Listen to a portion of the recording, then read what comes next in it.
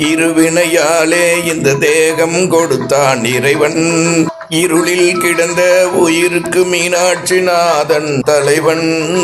தீது நன்று இருவினையாலே பிறப்பு, எல்லாம் இறைவன் செயல் என்று வாழ்ந்தால் இல்லை மீண்டும் பிறப்பு. உடலும் உயிரும் வேறு வேறு, உணர்வது உயிர் ஞானம். இருளை நீங்கி இறை ஒளியில் திளைத்தால் இறைஞானம். ஆணவம் என்பது அறியாமை, உயிர் கிடந்தால் அதனுள் தெளியாமை. தெளிந்து தேரவை இறைவன் அளித்தான் இப்பிறவி. இன்ப துன்பம் உடலுக்குத்தான், உயிரே உனக்கில்லை. நீ இறைவன் என்னும் ராஜா வீட்டு பிள்ளை.